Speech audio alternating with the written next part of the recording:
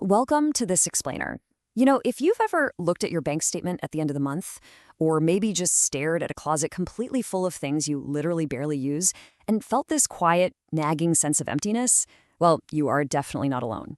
As adults, we're juggling careers, budgets, trying to find personal fulfillment, and we often just find ourselves caught in this crazy cycle of earning to spend and spending to feel. So today, we're going to deconstruct the origins and the true hidden costs of our daily spending habits. We'll be looking directly at the historical blueprints that actually design this lifestyle and asking some pretty tough questions about why we buy what we buy. Let's reflect on your own life for a second. Really think about it. When you clock out of work, when you finally get that paycheck, where is all that energy going?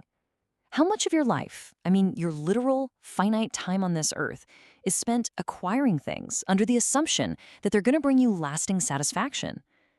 We so often treat shopping as a form of therapy, right? Or a reward for hard work, or even just a path to happiness. But as the source material we're exploring today reveals, this mindset, it didn't just happen by accident. It's not just basic human nature. It was totally engineered. Okay, let's dive into this. Part 1. A 1955 Blueprint, the genesis of modern buying. To understand how we got here, we actually have to look back to the post-war era, when the economy desperately needed a new engine.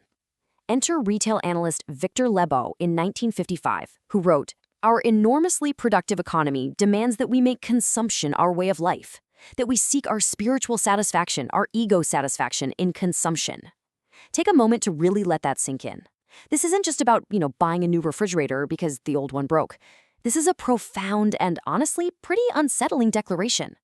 Lebow was explicitly stating that the economy demanded we change our core values.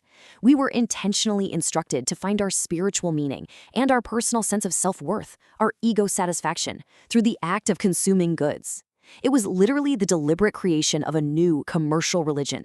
Now, what's really interesting about this slide is the sheer aggressive nature of the language Lebow uses next. He didn't just want us to buy things. He said we need things to be consumed, burned up, replaced, and discarded at an ever-accelerating rate. Pay attention to those verbs right there. Burned up, discarded, accelerating. It exposes the whole consumerist lifestyle not as a path to actual fulfillment, but as this endless speeding treadmill. It was explicitly designed as a continuous ritual that you can never, ever actually complete. The second you buy something, the clock starts ticking on when you're going to need to discard it and replace it, just keeping those economic gears grinding. Part 2. The 70% economy, a system swallowed whole.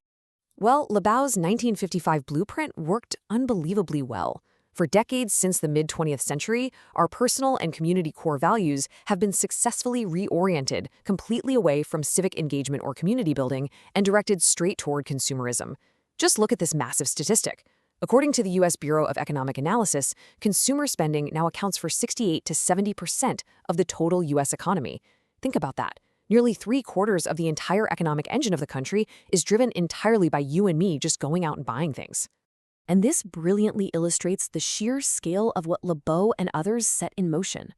The vast majority of our entire national economic machinery, the factories, the supply chains, the ad agencies, the shipping fleets, it is all dedicated strictly to this daily ritual of consumption. Every single time you tap your card, you are fueling a system that absolutely requires your constant accelerating purchasing power just to stay afloat. Part 3. The 4 unsustainabilities, the breaking point. Let's move to and see how this builds. Despite all our precious time and energy poured into chasing fulfillment through this 1955 blueprint, the system has hit a major breaking point across 4 specific pillars. The source material exposes a really fatal flaw here. Consumerism, as it was designed and as it currently operates, is declared to be completely unsustainable ecologically, economically, psychologically, and spiritually. It completely fails the test of longevity on literally every conceivable level. Let's unpack exactly why that is. First, let's look at the physical and financial limits of our world. Ecologically and economically, consumerism is just a mathematical impossibility in the long term. You simply cannot have a system that demands infinite, ever-accelerating growth on a planet with finite resources. We can't continuously extract raw materials, manufacture them into disposable goods, and just burn them up or toss them into landfills forever. Ecologically, the Earth just cannot absorb the waste or provide the materials at this wild pace. And economically, The everyday adult consumer simply cannot afford to infinitely replace goods at an ever-accelerating rate. Our wallets definitely have limits, just like our planet does, no matter how many credit card points we try to use to justify it. But perhaps the heaviest toll is the internal one. Psychologically and spiritually, this consumer ritual just leaves us empty. Remember LeBeau's goal from earlier, to find our spiritual and ego satisfaction in consumption? Well, the reality is a disposable item just cannot fix a spiritual need. The psychological unsustainability really comes from the constant exhaustion of that treadmill, the absolute burnout of working tirelessly to buy things that lose their luster the very second they're taken out of the box. Spiritually, tying our deepest sense of identity and self-worth to objects that are quite literally designed to be discarded, it just leaves us feeling, well, pretty discardable ourselves. Part 4. The ultimate question. What comes next? So the crucial point is that the source material exposes this entirely unsustainable cycle, but it totally leaves us without a neat, prepackaged solution. It brilliantly and devastatingly lays bare the 1955 blueprint that kind of tricked us into swapping genuine community and inner peace for a shopping cart. It brings us right to the precipice, showing us the crumbling foundation of the 70% economy, and it forces us to take responsibility for our future.